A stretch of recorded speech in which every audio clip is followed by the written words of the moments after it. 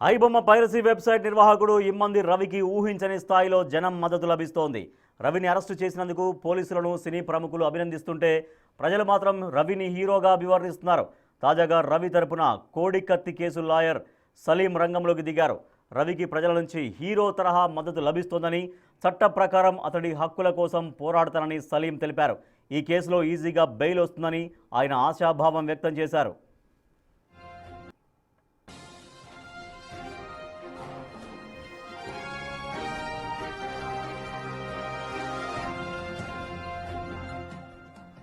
మరోవైపు సోషల్ మీడియాలో ఇమ్మంది రవికి మద్దతుగా పోస్టులు కనిపిస్తున్నాయి. ఇమ్మంది రవి కేసు గురించి పెద్ద ఎత్తున చర్చ జరుగుతోంది. రవి తరపున వాదిస్తూ ఆయన్ను బెయిల్ మీద బయటకు తీసుకువస్తానంటున్న లాయర్ సలీంకు సోషల్ మీడియా వేదికగా పెద్ద ఎత్తున మద్దతు లభిస్తోంది. ఎలాగైనా రవిని బయటకు తీసుకురండి సార్, మీకు ఎంత ఫీజు కావాలంటే అంత మేమే ఇస్తామని పోస్టులు పెడుతున్నారు కొందరు.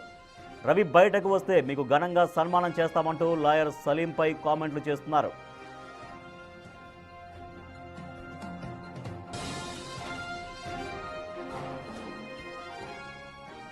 ఐబొమ్మ రవి కేసు ఇప్పుడు తెలుగు రాష్ట్రాల్లోనే కాదు, దేశవ్యాప్తంగా సెన్సేషన్ అయిపోతోంది. ఒక రకంగా మిడిల్ క్లాస్ పాలిట దేవుడు అంటున్నారు జనం. ఇంతటి భారీ పాపులారిటీ దక్కించుకున్న రవి జీవితంపై సినిమా కూడా రాబోతోంది. తేజ్ క్రియేటివ్ వర్క్స్ అనే నిర్మాణ సంస్థ దీన్ని ప్లాన్ చేస్తున్నట్టు తెలుస్తోంది. దీన్ని తేజ్ ఇండియా డైరెక్ట్ చేస్తాడని తెలుస్తోంది. రవి జీవితంలో జరిగిన సంఘటనలు, అతడు పైరసీలోకి ఎందుకు రావాల్సి వచ్చింది, ఏమేం చేశాడు అనే కోణాల్లోనే సినిమా చేస్తున్నారని టాక్.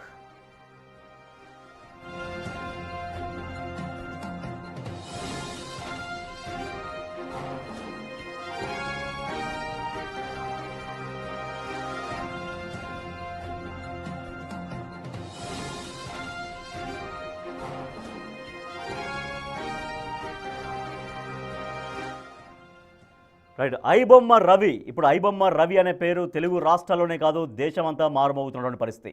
తెలుగు సినిమా పాలిట ఒక పైరసీ భూతాన్ని వదిలిపెట్టి మమ్మల్ని మొత్తం కోటాను కోట్ల రూపాయలు నష్టం పరిచారంటూ సినీ ప్రముఖులు ఐబొమ్మ రవి అరెస్టు పట్ల సంతోషం వ్యక్తం చేస్తుంటే, ఎంతోమంది మధ్యతరగతి వాళ్ళకి సినిమా చూపించాడు అంటూ వినోదాన్ని చాలా భారీ స్థాయిలో, అంటే ఎక్కువ ధరకున్నటువంటి వినోదాన్ని ఉచితంగా అందించాడు ఐబొమ్మ రవి, మా పాలిట దేవుడు అంటూ సామాన్యులు సంతోషం వ్యక్తం చేస్తున్నారు. లాయర్ సలీంకు సపోర్ట్ చేస్తున్నారు. ఐబొమ్మ రవిని బయటకు తీసుకొస్తానని చెప్తున్నటువంటి లాయర్ సలీంకు సపోర్ట్ చేస్తున్నారు.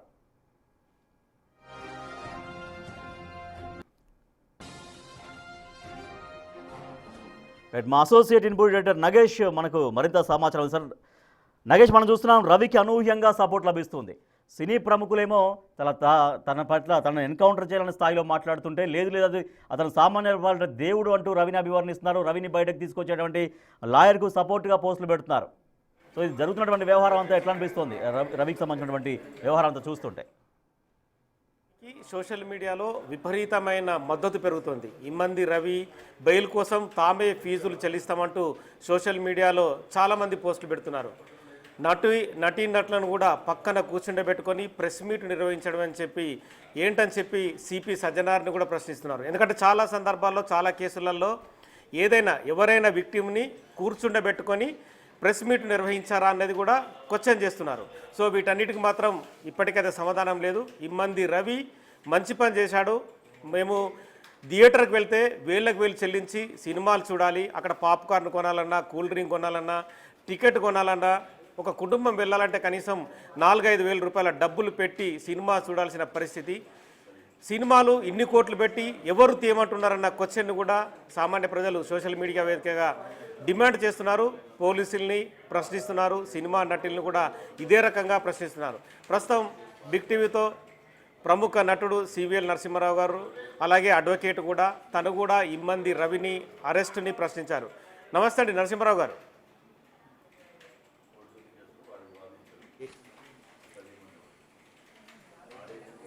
చెప్పండి సార్. సో రవికి కూడా తాను వాదిస్తానని చెప్పి విశాఖపట్నంకు ఇమ్మంది రవి ఇంటికి వెళ్ళి వాళ్ళ తండ్రిని కూడా కోడికత్తి కేసు అడ్వకేట్గా ఉన్న సలీం కూడా అడిగాడు. కానీ తను న్యాయస్థానాల చుట్టూ, పోలీస్ స్టేషన్ల చుట్టూ తిరగలేనని చెప్పి ఇమ్మంది రవి ఆ లాయర్ సలీం అభ్యర్థనని తిరస్కరించాడు. కానీ సలీం మాత్రం ఖచ్చితంగా రవి కోసం కోర్టులో పిటిషన్ వేస్తాను, బెయిల్ ఇప్పిస్తానని చెప్తున్నాడు. సో మొత్తం వ్యవహారంలో కూడా ఇమ్మంది రవికైతే విపరీతమైన మద్దతు పెరుగుతుంది. ప్రస్తుతం ఇమ్మంది రవి ఇవాళ 2వ రోజు కస్టడీలో కొన్ని విషయాల్ని పోలీసులతో పంచుకున్నాడు. నిన్ననే కూడా చాలా విషయాలకి సమాధానం ఇచ్చినట్టుగా కూడా పోలీసులు కొంత ఇన్సైడ్ ఇన్ఫర్మేషన్ అయితే పాస్ చేశారు. ఇప్పటికే ఇమ్మంది రవి దగ్గర నుంచి హార్డ్ డిస్కులు కానీ అలాగే పైరసీకి పాల్పడిన పూర్తి సామాగ్రిని అంతా స్వాధీనం చేసుకున్నారు. బిగ్ టీవీతో ప్రస్తుతం సివిఎల్ నరసింహారావు గారు, నటుడు, లాయర్ కూడా, తను కూడా ఇమ్మంది రవి అరెస్టుని ప్రశ్నిస్తున్నాడు, ఇమ్మంది రవికి మద్దతుగా నిలుస్తున్నాడు. నమస్తే అండి నరసింహారావు గారు. నమస్తే. అంటే మద్దతుగా అంటే నేను పెట్టిన పోస్ట్ ఏంటంటే ఇమ్మంది రవికి, ఐబొమ్మ రవికి న్యాయ సహాయం, నిజాన్ని బయటికి తీద్దాం అన్నాం. ఎందుకంటే న్యాయ సహాయం అనేది అక్కడి రాజ్యాంగబద్ధమైన ఇది. ఇక్కడ కూడా హైదరాబాద్లో ఒక లాయర్ ఉన్నట్టు నాకు తెలిసింది ఇక్కడ నాంపల్లి కోర్టులో. అలాగే కాకుండా ఒకవేళ నేను చేయకపోయినా, సలీం చేయకపోయినా, ఇంకోళ్ళు చేయకపోయినా న్యాయ సహాయం అనేది డిస్ట్రిక్ట్ లీగల్ సర్వీసెస్ అథారిటీ నుంచి కోర్టు వాళ్ళు అతనికి కంపల్సరీగా ఇస్తారు. ఇకపోతే అది ఎప్పుడు ఇస్తారు? ఛార్జ్ షీట్ ఫైల్ చేసిన తర్వాత 95 రోజుల లోపల వాళ్ళు ఛార్జ్ షీట్ ఫైల్ చేయాలి. ఈ ఛార్జ్ షీట్ ఫైల్ చేసే లోపల ఈ ఇన్వెస్టిగేషన్, ఎందుకంటే మిగతా ఎవరెవరు ఇన్వాల్వ్ అయి ఉన్నారు, తర్వాత మెటీరియల్ ఏమైంది అన్నీ వాళ్ళు ఈ కస్టడీ లోపల వాళ్ళు తీసుకుంటారు. తీసుకుని జ్యుడిషియల్ రిమాండ్కి పంపుతారు. జ్యుడిషియల్ రిమాండ్కి పంపిన తర్వాత గ్యాదర్ చేసిన ఇన్ఫర్మేషన్ అంతా సరిపోతుంది కనుక అతనికి బెయిల్ ఇచ్చే అవకాశం ఉంటుంది, ఇవ్వచ్చు అని కూడా ప్రాసిక్యూషన్ వాదించే అవకాశం ఉంది. కారణం ఏంటంటే ఎక్సెప్ట్ అతను బయటకు వస్తే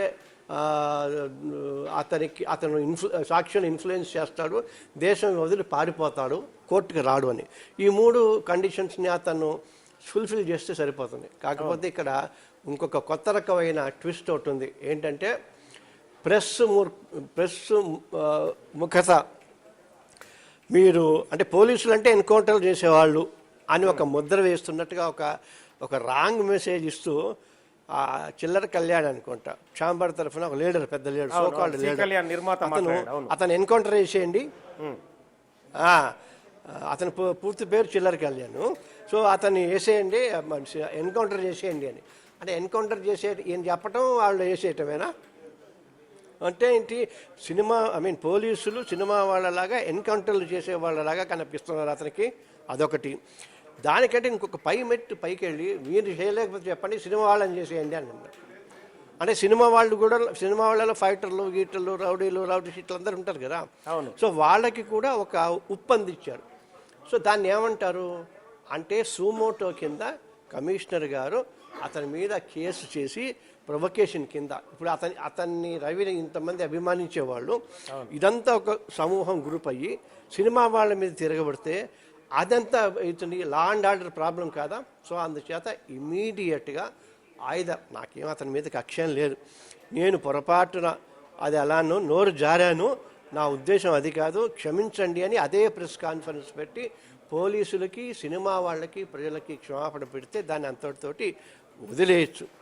రెండో పార్ట్ అన్నిటికంటే ఇంపార్టెంట్ ఏంటంటే యాంటీ వీడియో పైరసీ సెల్ అనేది 2005లో వైఎస్ రాజశేఖర రెడ్డి గారు ఉన్నప్పుడు ఆయన ఒక సెల్ ఫామ్ చేశారు.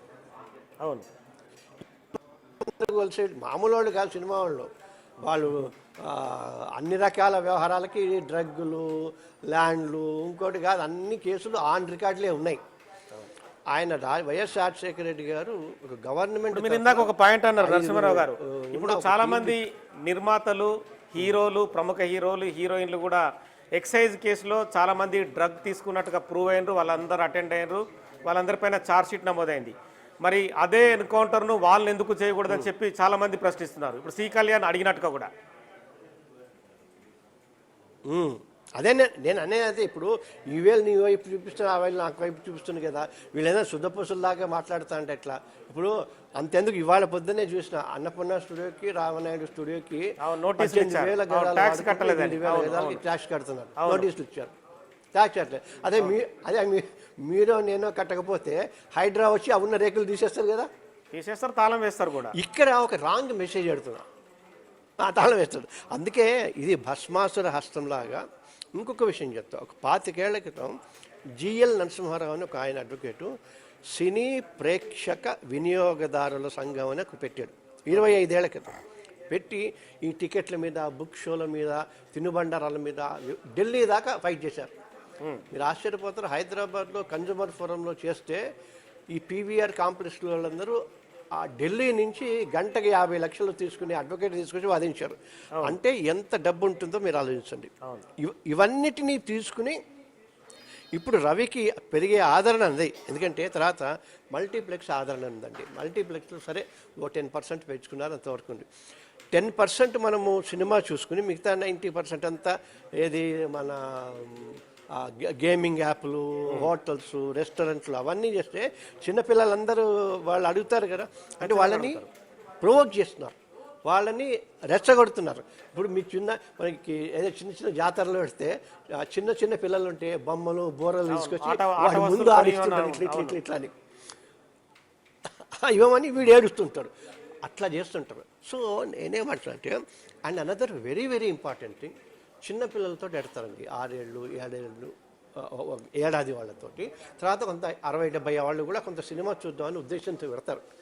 వాళ్ళకి ఒక స్పెసిఫిక్ కైండ్ ఆఫ్ ఫుడ్ అలవాటు ఉంటుంది, ఏదో ఉగ్గు, ఆ సలాడో ఇంకోటి ఉంటుంది.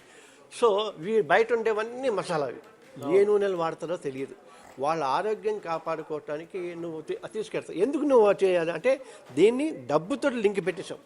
It's not cleaning. అవును, అది తినేసేసి ఆ పేపర్ పడేస్తారంటే ప్రతి షోకి నువ్వు ఇంటింత పెద్ద డబ్బాలు నువ్వు క్లీన్ చేస్తున్నావు కదా, క్లీన్ చేయడానికి ప్రాబ్లం లేదు. So they wanted to earn money. దాన్ని లింక్ పెట్టాడు. లింక్ పెట్టి సినిమాకి నువ్వే దూరం చేసేసాం. కరెక్ట్గా. ఎప్పుడో మీకు గుర్తుందో లేదా, మా చిన్నతనాల్లో మేము సినిమాల్లో లైన్లలో నిలబడితే ఒకటి మీద ఒకటి ఎగిరి 60 పైసలు 70 పైసలు తీసుకునేవాళ్ళం. ఇప్పుడు ఇక్కడ ఏం చేస్తున్నారు, రేట్లు పెంచేసి ఆ సినిమా చూడకపోతే చచ్చిపోతాం అనేసి మొన్న పుష్ప ఇష్యూలో ఏమైంది, ఒక నిండు ప్రాణం వెళ్ళిపోయిందిగా. అతని భార్య పోయింది, తల్లి పోయింది, కొడుకు ఎట్లా ఉన్నాడో తెలియదు. ఇంకొక విషయం, వీళ్ళు ఎంత గొప్ప వాళ్ళు అంటే సినిమా వాళ్ళు, ఈ పైరసీ యాంటీ వీడియో పైరసీ వెళ్ళిన తర్వాత 2 రాష్ట్రాలకి కలిపి ఒక యాంటీ వీడియో పైరసీ కోర్ట్ అని సపరేట్గా వాళ్ళ కోసమే కోర్టు పెట్టేసుకున్నారు. వాళ్ళు కోర్టు పెట్టుకున్నారు, అంత ఇన్ఫ్లుయెన్స్ ఉన్నవాళ్ళు.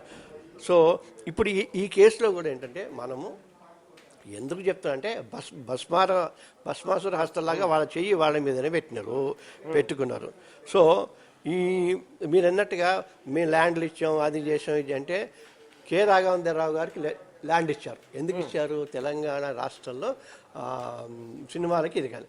అది రసమయ్య బాలకృష్ణ అతని మీద కేసు వేశారు ఉద్యమ సమయంలో. ఉద్యమం అయిపోయిన తర్వాత ఆ కేసు పోయింది. తర్వాత పద్మాలయ స్టూడియో మీద హరీష్ రావు గారికి వేశారు. అధికారంలో వచ్చిందా అది పోయింది. మొన్న ఉప ముఖ్యమంత్రి గారు పార్క్ మేము ఫ్రీగా ఇచ్చాను, అది ఎఫ్ఎన్సిసి, ఆ ఎఫ్ఎన్సిసిది పార్క్ స్థలం. అంటే ఇలాగ అనేక రకాలైన అవకతవకలు జరుగుతూ సామాన్యుడిని కట్టకట్టి కొట్టేసేస్తే మనం సైలెంట్గా ఊరుకోవాలి. అండ్ అనదర్ థింగ్, ఇప్పుడు ఇతను చేసింది తప్పు అని ఇప్పుడు మనం రావటానికి దీన్ని సబ్జుడిస్ అంటారు. ఈ సబ్జుడిస్ యాంగిల్లో ఇప్పుడు ఏం చేయాలంటే వాళ్ళు ఇవన్నీ చేయాలండి. చేసిన తర్వాత ప్రైమా ఫేసీ కేసు ఉండాలి. ప్రైమా ఫేసీ కేసు ఉందండి, ఛార్జ్ షీట్ వేయాలి.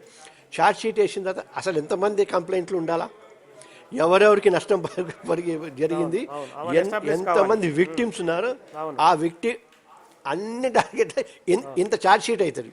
ఇంత ఛార్జ్ షీట్ అయితే ఒక 20 ఏళ్ళు అవుతాయా ఈ కేసు నడవడానికి? సో దీనికి నా రిక్వెస్ట్ ఏంటంటే, there is a concept called Lok Adalat.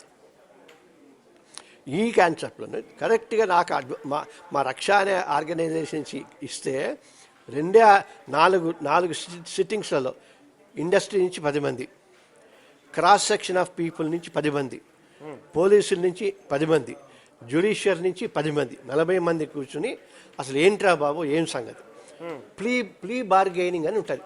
అవును సార్ తప్పు చెప్పింది, నేను ఇది చేశాను అని అది ఇదంతా స్పెక్యులేషనే. మీ ద్వారా నేను ఒక మంచి సమాజానికి ఏదైనా ఉపయోగపడుతుందేమో అని ఆలోచన చేస్తూ చెప్తాం. ఈ ప్రీ బార్గెనింగ్లో పొరపాటు ఏంటి, లేదా నాకు సినిమాల్లో చూపిస్తుంటారు కదా, ఇది నా ఇంటెలిజెన్షియా చూపించుకోవడానికి చూస్తాను.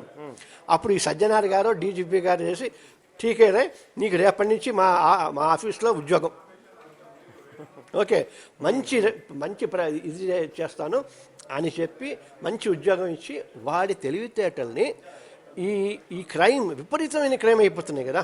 పాప సజ్జనార్ గారు ఎన్ని ప్లీలు ఇచ్చినా ఎన్ని చేసినా కూడా అయ్యే అయితేనే ఉన్నాయి.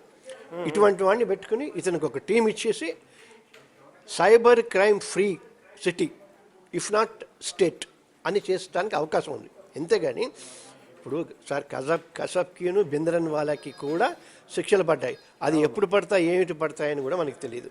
సో ఎప్పుడు కూడా మనది ఒక మైనస్ని మన ప్లస్ లాగా తీసుకోగలిగితే బాగుంటుందేమో అని నా ఉద్దేశం. అదొక్కసారి మీరు చేస్తే తర్వాత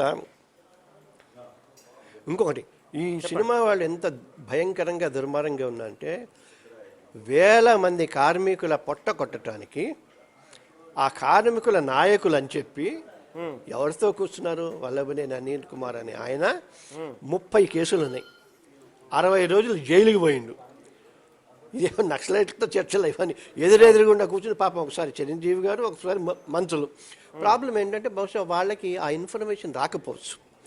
వేల కొద్ది రూపాయలు ఇవన్నీ ఏమవుతాయంటే సార్ రీఆర్గనైజేషన్ యాక్ట్ ప్రకారంగా ఇది విడిపోయింది, ఖచ్చితంగా విడిపోయి హైకోర్టులు ఈ కోర్టు సెక్రటరియట్లు అన్నీ విడిపోయినాయి. ఇప్పుడు 2 రాష్ట్రాలు ఉన్నాయి, ఒకటి తెలంగాణ రాష్ట్రం, 2 ఆంధ్రప్రదేశ్ రాష్ట్రం. వీళ్ళు ఇంకొక రాష్ట్రం పెట్టుకున్నారు తెలుగు రాష్ట్రం అని. తెలుగు రాష్ట్రం ఉందా ఎక్కడన్నా? లేదు. ఇప్పుడు వీళ్ళు జ్యూరిస్డిక్షన్ సజ్జనార్ గారు ఎక్కడికి తీసుకెళ్తారు? ఈ సజ్జనార్ గారు జ్యూరిస్డిక్షన్లో ఉంటుంది, ఆఫీస్ ఉంటుంది, ఆఫీస్ ఐ మీన్ మోడస్ ఆపరెండే ఉంటుంది, కాజ్ ఆఫ్ యాక్షన్ ఉంటుంది. ఇవన్నీ రేపొద్దున మాలాంటి అడ్వకేట్లు అడగమా? అడిగితే ఏమైపోతుంది? ఈజీ అయిపోతుంది. కానీ నేనేమంటున్నానంటే నా ఉద్దేశం మాత్రం ఒక క్రైమ్ని సపోర్ట్ చేయటం కాదు ఎట్టి పరిస్థితుల్లోనూ.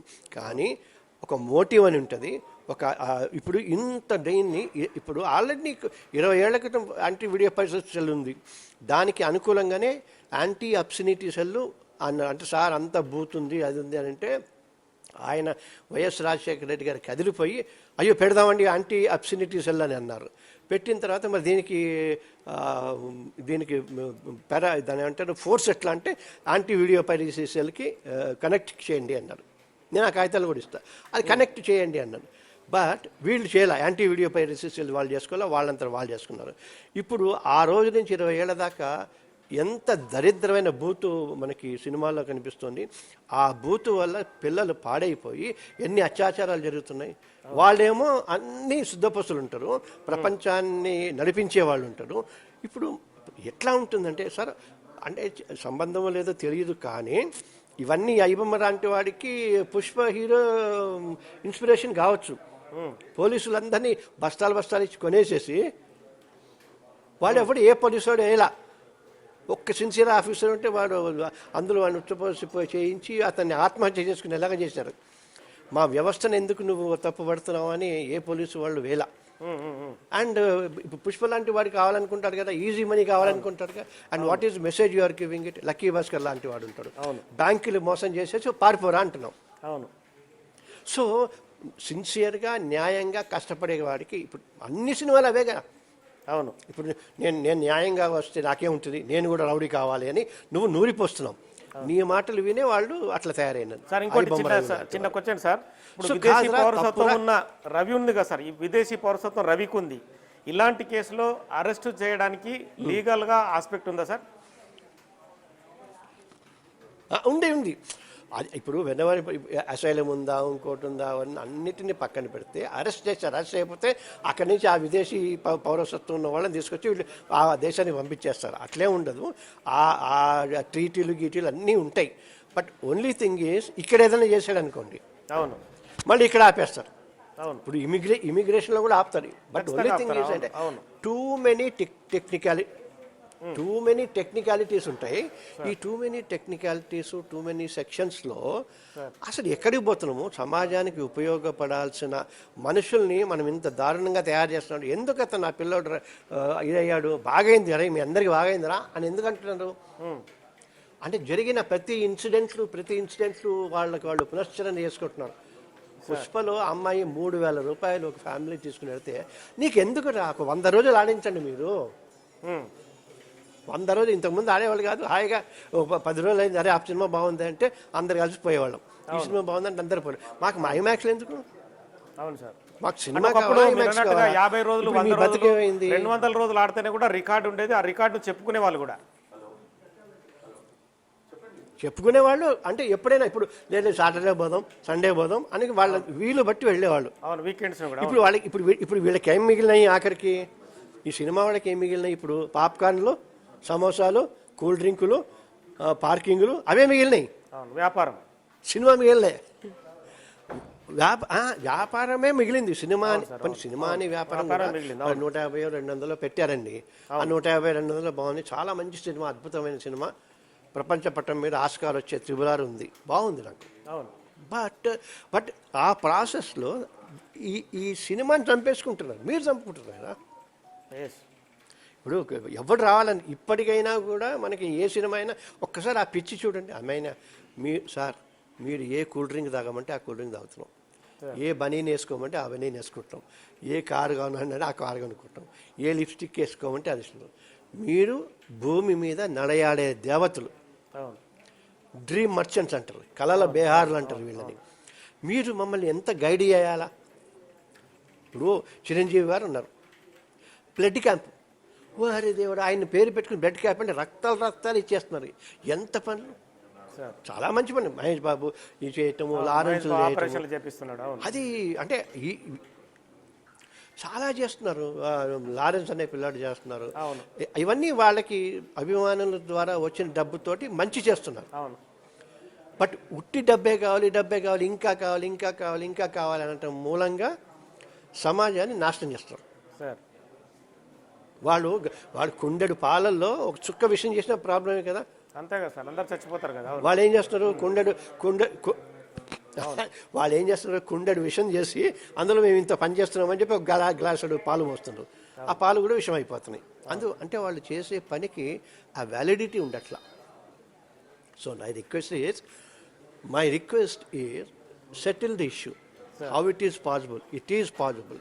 అందుకే చీఫ్ జస్టిస్ నుంచి ప్రతి కోర్టులో వాళ్ళు కూడా ఆల్టర్నేటివ్ డిస్ప్యూట్ రిజల్యూషన్ సిస్టమ్ అంటారు.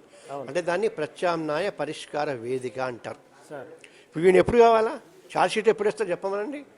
ఛార్జ్ షీట్ వేసిన తర్వాత ఛార్జెస్ ఎప్పుడు ఫేమ్ చేస్తారు? సంవత్సరాలు అయితే ఇది ఎవిడెన్స్ అయిపోయింది. ఒకవేళ సెషన్స్ కేసుకి అయితే అక్కడి నుంచి హైకోర్టుకి అయితే, హైకోర్టు నుంచి సుప్రీంకోర్టుకి అయితే. సో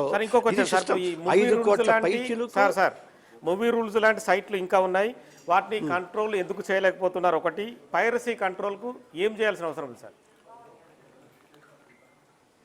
పైరసీ కంట్రోల్కి 20 సంవత్సరాల క్రితము ఆయన రాజశేఖర రెడ్డి గారు పెట్టిన అది చేసి దానికి ఇన్ఫ్రాస్ట్రక్చర్ ఇచ్చి ఒక టీం ఇవ్వటమే. ఇంకొక విషయం నేను మాకు చాలా కరెక్ట్ పాయింట్ అడిగారు సార్. మనకి ఈ సోషల్ మీడియాలో ఆడపిల్లల్ని వీళ్ళని రైట్ వింగ్ లెఫ్ట్ వింగ్ అంటాం, ఏదేమైనా కానీ చాలా దారుణమైన బూతులు తిడుతున్నారు. ఆ బూతుల్లో ట్రాలింగ్ అంటారు కదా. మనం ఒక్కొక్క ఇష్యూ కింద 100 బూతులు ఉంటాయి. ఏం తీసుకోవద్దు, ఒకటే సీరియస్ బూత్ తీసుకుని వాని ఐడి పట్టుకుని వాని వెనకబెట్టి రవికి ఇచ్చినట్టుగానే వాడికి ఉద్యోగం ఇచ్చి వాడి పనేంటి? రోజు పొద్దునుంచి సాయంత్రం దాకా నేను ఈ పొరపాటు చేశా, నేను ఈ తప్పు చేశా, నన్ను క్షమించండి అని ఆ సిస్టంలో పెడితే బహుశా ఈ మోరల్ ఫియర్. ఇంతకుముందు మాకు ఒకటి ఉండేది సార్, అంటే దాన్ని ఏమంటారు, పాజిటివ్ జైళ్ళని క్లీన్ చేయటము, తర్వాత హోటల్స్ని క్లీన్ చేయటము, హాస్పిటల్స్ క్లీన్ చేయటం, ఇవన్నీ ఉన్నాయి సార్. సో హాయిగా మెడలో ఆడపిల్లని నేర్పిస్తుంటే మెడలో బోర్డేసేసి సెంటర్లో కూర్చోబెట్టడం. బాధాత నేను నా విజ్ఞానాన్ని తప్పుగా వినియోగిస్తే మీకు ఇదే పద్ధతి, నాకు వచ్చిన అవకాశం మీకు రాదు, ప్లీజ్ డోంట్ డూ ఇట్ అని ఇవన్నీ చేయించాలి. అప్పుడు ఎందుకంటే ఇప్పుడు మనకి హ్యాంగింగ్ ఈజ్ నాట్ అండి, అది ఎవరో తెలియక ఆవేశంతో తన క్యారెక్టర్ అనుకుని ఎన్కౌంటర్ చేయమన్నాడు. కానీ అసలు ఆ మాట ఎంత డేంజర్. నా రిక్వెస్ట్ ఇంకోటి ఫైనల్ సార్, ఇంకో ఫైనల్ క్వశ్చన్ సార్, చిన్న క్వశ్చన్ సార్. ఇప్పుడు సజ్జనార్ గారు ఈ ఐబొమ్మ రవి ఇష్యూలో కూడా సినిమా వాళ్ళందరినీ కూడా నటి ఎవరైతే అగ్రశ్రీ నటులు ఉన్నారో వాళ్ళందరినీ కూర్చుని పెట్టుకొని ప్రెస్ మీట్ నిర్వహించాడు. బయట సామాన్య జనాలు ఏమంటున్నారంటే వేరే కేసులో కూడా ఇలా పోలీసులు విక్టిమ్స్ని కూర్చుంటే పెట్టుకుంటారా అన్న క్వశ్చన్ చేస్తున్నారు. ఎట్లా క్వశ్చన్ చేస్తారు సార్ మీరు? ఒకటి ఆయన కరెక్టే కదా, వాళ్ళు సినిమా వాళ్ళకి తేడా ఉండదా సార్? మన మహేష్ బాబు క్రౌడ్కి అన్ని వేల మందిని ఇచ్చారు, మీరు నేను